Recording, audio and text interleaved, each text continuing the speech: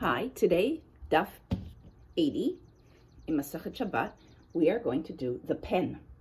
They talked about quills and they talked about writing instruments. They used the word kulmus, which is from the Latin, kalum, and all throughout history, that's what they called the writing instrument. Now, the ballpoint pen. The ballpoint pen is a remarkable achievement.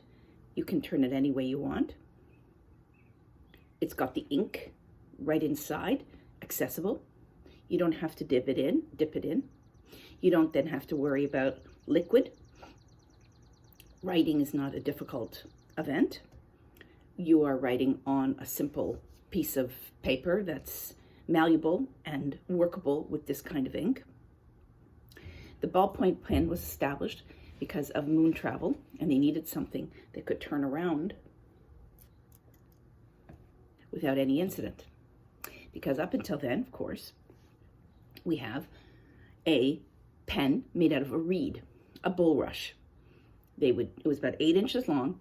They would take a piece of the kana, the reed part, cut it off, have a nib at the end, something kind of long and pointy, have ink, right? The typical ink blotter, and dip it in, write, and then actually I went to a place who showed us how to write from 1840, 1850, something like that. Then we were writing with their kind of instruments, with their ink, and then after the ink you want it to dry and not to smudge, so you put on it a kind of a low-grade kind of a sand, and you shake it off.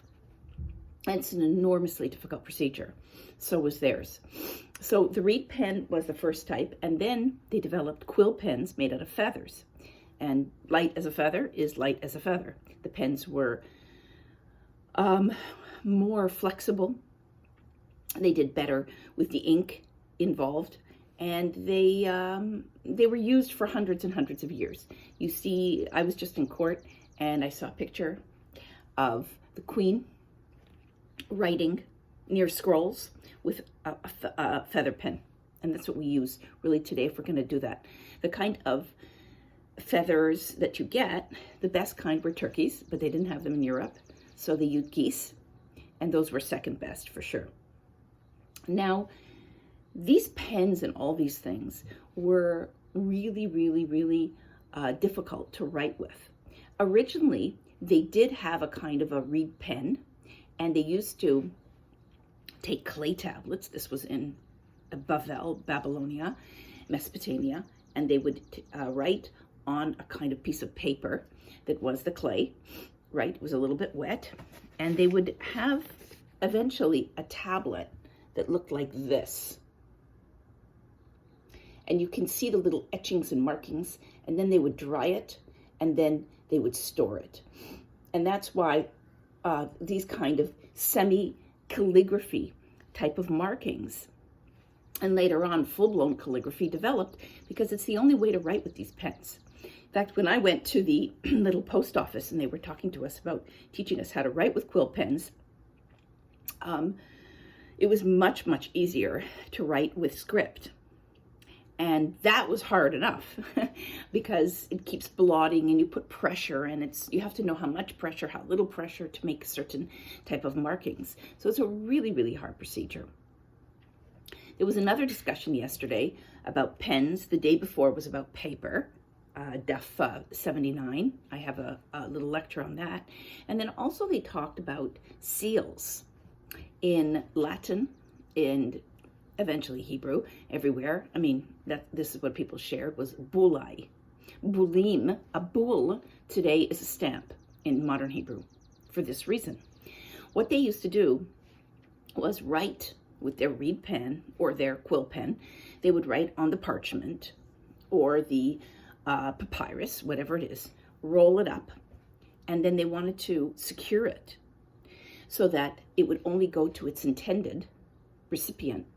So they would take a kind of a stamp and close it. That would be the kind of, I guess, envelope part that you would lick and, hopefully seal. Or today they have a kind of sticker type. And you would take something, usually clay, and you would mark it down very hard, and they would often put on designs on it. In the Greco-Latin world, they put on kings or kind of avodah zarah, different kinds of queens. Gods, but sometimes words. In Judaism, of course, they didn't do that, but they put on words. They could put on a menorah, and often those kind of stamps were on rings, signet rings. We talked about those also on the daf, and the signet rings have on them a stamp, and it was very common and helpful. Today you see rings. I just saw one the other day. It was funny. You see rings with just a kind of like a sort of a gem, and flat and round where a seal would go.